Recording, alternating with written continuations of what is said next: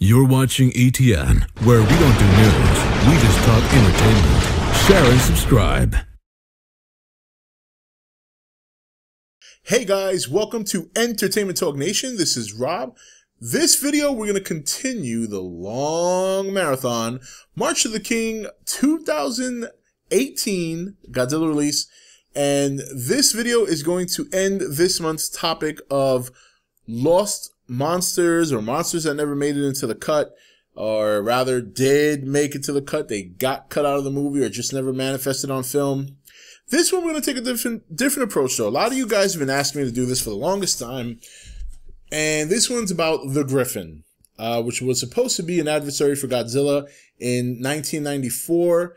This was the original idea for the American Godzilla movie before we got what was 1998. And it was supposed to pit Godzilla against a monster that arrived in Utah, of all places, via meteorite, and began to consume different animals to develop a body for itself, and eventually went off to New York to battle Godzilla and lost. So, and the reason this didn't come to be was because many people thought that originally it was Toho that told TriStar that if you want to pit our monster against another monster, it has to be one of ours. And it was rumored that Toho offered Ghidorah and Mothra, and TriStar denied because it was too expensive for the copyrights. So it was scrapped. But the truth be told was because of the budget. And director at the time named John DeBone decided to take off after not getting the budget he needed to do the movie. And TriStar eventually brought in Roland Emmerich and his team from Independence Day, fresh off their success of that movie. Originally ditched the original script and went a completely different direction, which turned out to be the disaster that we know now, or some of us know now to have forgiven as Godzilla 98. Some refer to as Zilla, some refer to as Gino. So what would have happened if we got the 1994 movie? I think it would have been a better movie. It probably would have been better. We definitely would have gotten a Godzilla that looked a little bit more like the Godzilla we know and love, as opposed to what we got in 98. There was some concepts that are still, I don't know if these are official or not, but there's one that looks very cool. Just that Godzilla's face looks a bit like a platypus or a duck. But body-wise, it looked completely fine. It would have been great. They just had to touch up that face a little bit, and that it would have been a perfect design to pay, to rightfully represent Godzilla in America. As you all know, we got Gino or Zilla, and he turned out to be a big iguana.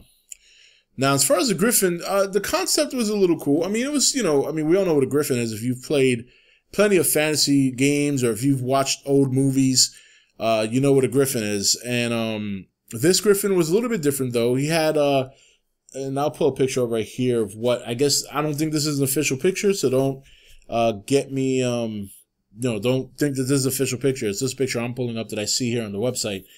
And this one had a body of a puma and had body of a puma, wings of a bat, and a hydra-headed tongue composed of snakes. So very interesting concept. Not exactly like a traditional fantasy Gryphon, but nonetheless, it was more like a chimera, if anything else. A Gryphon, I remember being an eagle with a lion's body and wings, where this one has the body of a puma, wings of a bat. So, now I'm not going to get too much into the script. In fact, I'm not going to get into the script at all, because that would just make this video way too long. We'll talk about the monster. I think the monster would have definitely been a nice touch. It would have been nice to have seen Godzilla fight a monster at this time. Godzilla's Heisei movies were still being filmed at this time as well, and a lot of them were just being released here in the States. In Japan, they might have been on the last movie before planning for the next series, while here we were just getting some of them. So, I think it would have done better. Obviously than the 98 movie. I think it would have done a lot better. And I think it would have probably changed things for the future. We don't know if we would have gotten a Godzilla this year had that movie succeeded.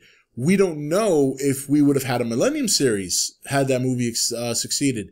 In fact, it could be very well that had it succeeded, we would have gotten 2 more American Godzilla movies to end the trilogy, and we'd see no more Godzilla today in terms of movies and things like that. Does that mean that would have been better or worse? I really can't say. You know, I'm very happy with what we got this year. I'm very happy with what the future holds.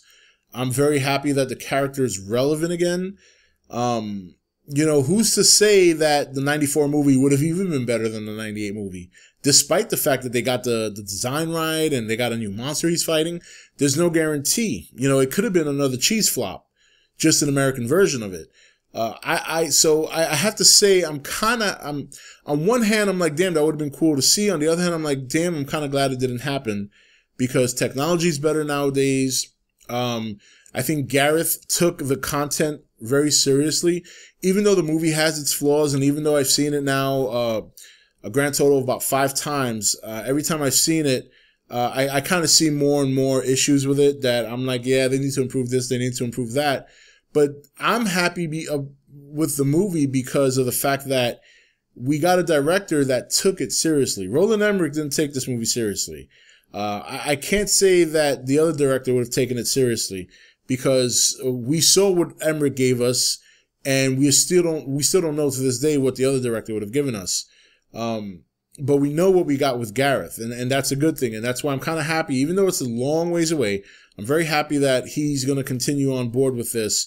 Max Borenstein being the writer, I'm not too crazy about that, but I think he's going to see the error of his ways and improve upon it. You know, it's not that it was horrible. I mean, look, there have been worse stories in the world. I